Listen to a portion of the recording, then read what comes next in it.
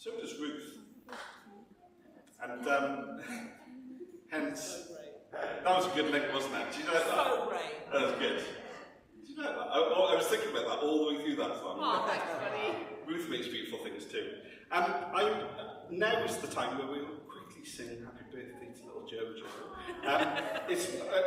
I'm going to say it's not only Joseph's birthday. Joseph's birthday today, but it's also Ali's birthday on Tuesday. Big birthday, one with a 0 on it. And David has got a birthday on Wednesday as well. I've just been looking at... Sorry, no, David's also on Tuesday. Freya, there's a few people who've got birthdays this week. October's a busy time for birthdays in the gathering, but as little Jojo's here, we'll sing happy birthday to him, but for everyone else as well. So, all together. Happy birthday to you. Happy birthday to you. Happy birthday, dear Joseph. Happy birthday to you.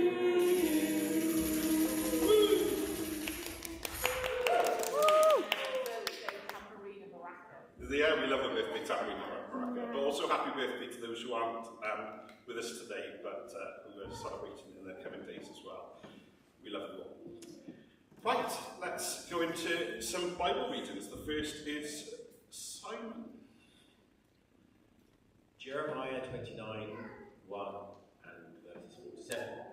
These are the words of the letter of the prophet Jeremiah, sent from Jerusalem to the remaining elders among the exiles, and to the priests, the prophets, and all the people whom Nebuchadnezzar had taken into exile from Jerusalem to Babylon.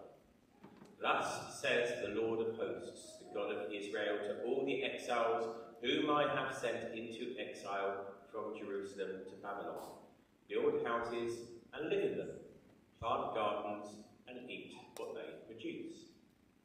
Take wives, have sons and daughters. Take wives to your sons and give your daughters in marriage, that they may bear sons and daughters. Multiply there and do not decrease, but seek the welfare of the city where I have sent you into exile, and pray to the Lord on its behalf, for in its welfare you will find your welfare. Thank you, Simon. And then our second reading. Luke chapter 17, verses 11 to 19. On the way to Jerusalem, Jesus was going through the region between Samaria and Galilee. As he entered a village, 10 lepers approached him, keeping their distance. They called out, saying, "Jesus, Master, have mercy on us." When he saw them, he said to them, "Go and show yourselves to the priests." And as they went, they were made clean. Then one of them, when he saw that he was healed, turned back, praising God with a loud voice. He prostrated himself at Jesus' feet and thanked him. And he was a Samaritan. Then Jesus asked, "Were not 10 made clean? But the other 9, where are they? Was none of them found to return and give praise to God except this foreigner?" Then he said to him, "Get up and go on your way. Your faith has made you well."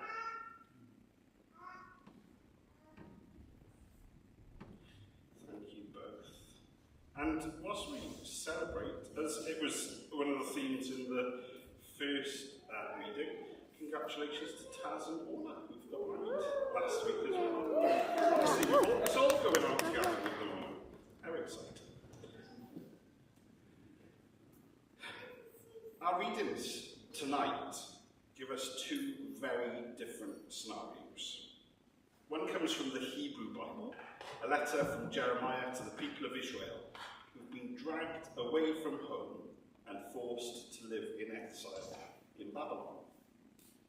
The other is from Luke's Gospel, the story of 10 people with leprosy who are healed by Jesus, but only one of them, a Samaritan outsider, comes back to say thank you. At first glance, they seem worlds apart, but actually they're both about a very simple but difficult truth. Life doesn't just stop because your circumstances aren't what we want them to be. Jeremiah is writing to people whose world has fallen apart. Jerusalem is destroyed. Families are scattered. Dreams are broken. If anyone had reason to despair, it was them. And you might expect Jeremiah to say to them, hold tight, this won't last long, you'll be back home soon. But he doesn't. Instead, he says, build houses and live in them, plant gardens, get married, have children, seek the welfare of the city where I have sent you. In other words, don't put life on hold in the hope of going back to how life was. Instead of looking back, look forward. Don't wait for some perfect future before you start living again. Be rooted. Plant yourselves in the here and now. These words sound very familiar, don't they? Exile isn't just a Bible word, it's a lived reality. In our country, there's a strong divide on the issue of welcoming those who seek refuge in our country. Some feel that there's plenty of room and that we should offer welcome and refuge, while others believe people should only come through official asylum routes. I don't know if anyone else enjoys watching Big Brother.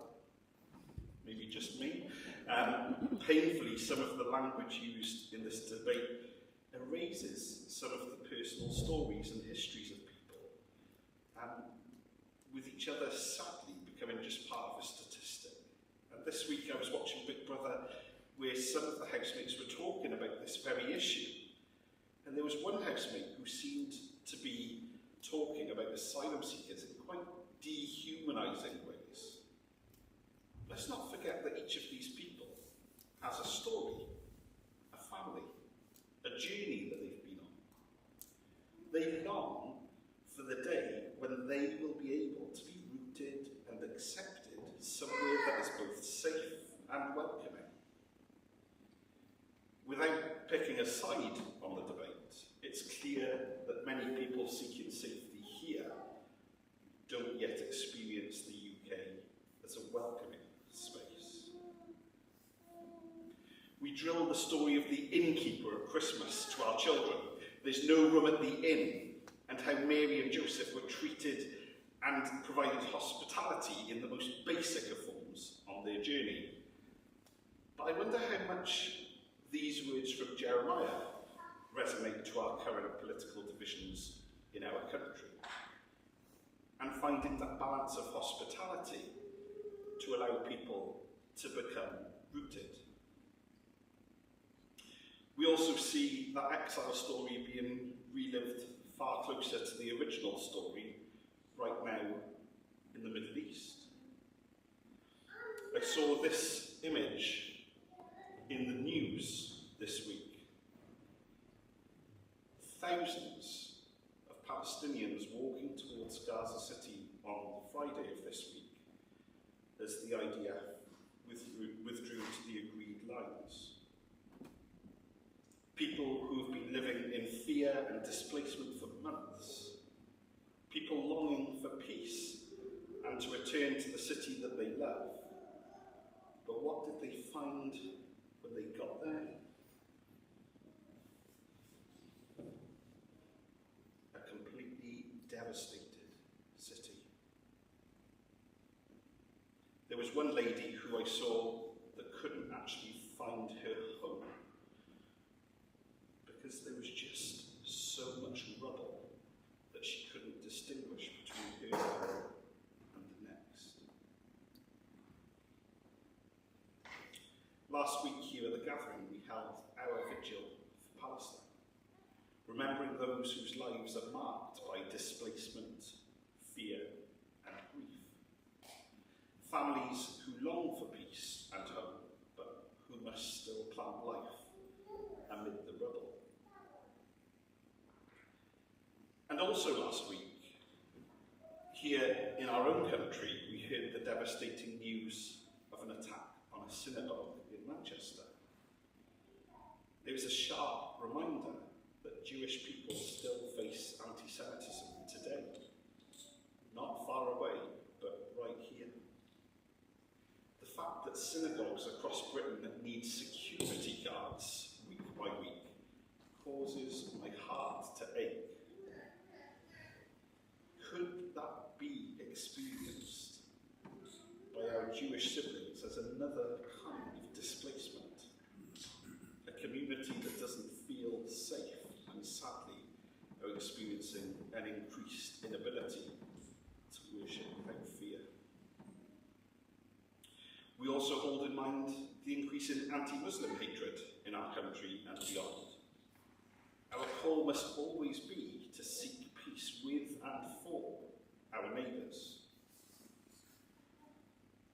And yet this week we've begun to see a small but genuine flicker of hope, a ceasefire between Israel and Gaza. The first step perhaps towards a wider peace and an exchange of hostages that could soon reunite families who have been separated for months. We may be seeing the start of a peace process in Gaza, but the process of people rebuilding their lives will take time. And this will be remembered for generations to come.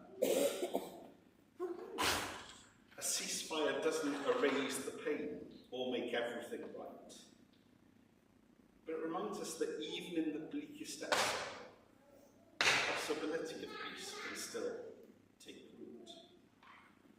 Jeremiah's call to seek the peace of the city is not naive optimism. It's an act of faith. Maybe what we're seeing now, tentative and fragile though it is an echo of that same hope. That peace is something we build. One small act, one brave decision, one human story at a time. And that's our call too, here in Cardiff, in Manchester, in Britain. To stand against hatred, to work for peace, and to plant seeds of blessing right where we are. Now, thankfully, none of us here are living in that kind of exile. In fact, each of us here lives with enormous privilege compared to those in Gaza right now. But still, many of us know what it feels like to be in a place we didn't choose. For some, it's long-term sickness. For others, grief, unemployment, loneliness, or simply being stuck in a situation that we haven't asked to be in. Those moments can feel like exile too. And our instinct is often, once this is over, once I'm better, once life gets sorted, then I'll really start living again. But God says to the exiles, don't wait. Because life is happening now. Don't stress about what you can't control, but focus on what you can. Plant, bless, be rooted, here and now. And that's where Luke's gospel ties in, because Jesus heals 10 lepers, and only one, a Samaritan, the outsider, comes back to give thanks. The others must have been absolutely overjoyed, but maybe they were already racing ahead to the next thing, showing themselves to the priests, rushing back to family, moving on. Only one stopped long enough to be grateful. And that's the one that Jesus notices. He says to him, your faith has made you well. It's as if his gratitude rooted him in the moment. He didn't just receive healing, he received wholeness. So what does all this mean for us today? It means that when life feels like exile, whether that's through illness, conflict, grief, or uncertainty, we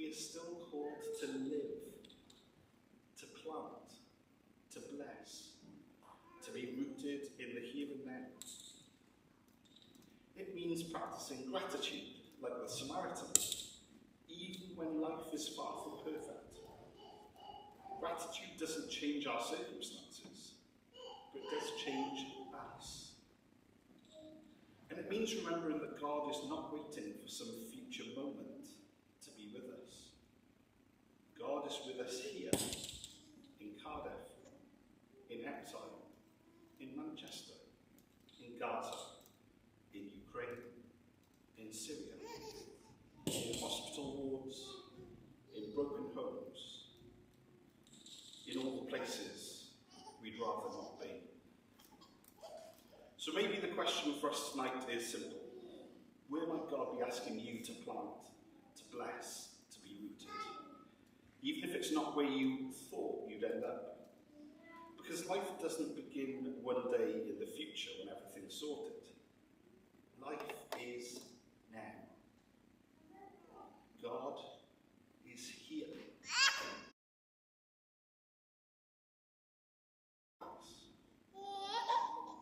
Amen. So we'll break off into a couple of groups. This is the bit where I'm rubbish at knowing how many groups to go into, so I'll go to Ruth or Del to tell me how many groups we're going to have. 4 questions tonight. What helps you to feel settled or rooted where you are? What one small thing can you do this week to bring a small amount of peace or kindness? What are you thankful for at the moment? And what gives you hope right now? To those online, we'll say goodbye at this point.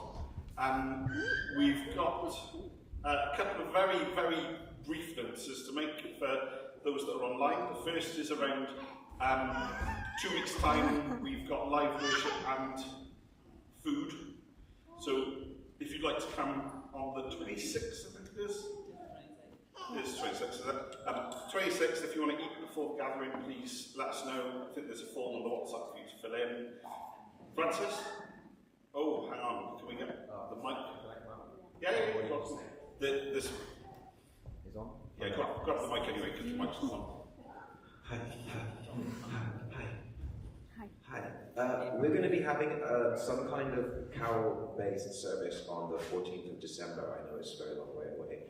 However, to be rehearsing for that, if you want to be involved in that in any kind of way, if you sing or if you play an instrument, we're going to start rehearsals for that fairly soon, both on a Monday evening and on a Sunday before church. So if you're interested and or available, talk to me. Hi, either in person or send me a message on WhatsApp or email me at francis@thegatheringcardiff.org. Great, thanks. Bye. Thank you. Thank you. Craft next week. Look at that, there's loads of stuff going on. This is why I love the gathering. There's just so much stuff that I don't have to do, that other people do. It's great. And talking of which, you may have seen on WhatsApp, but we've had 2 people for various reasons have stepped aside as trustees. We've got 2 trustee vacancies now on our board of trustees. So if you are thinking about maybe being either the co-secretary or our people person, then please do think carefully about that, because we'd love to find the right people for those roles. If you want more information, come and speak to one of the pastoral leaders or one of the other trustees, and we'll happily talk through what the roles involve. But we would, we need those roles filled, and we'd love for that to come from our community workers. Thank you, people online. We'll say goodbye, but feel free to use the WhatsApp to put your answers to these questions on. And for those in the room, have we? 3 groups, there we go. So 1 group here, 1 group out the back in the vestibule area, I think that's what it's called, and then maybe 1 over here. Francis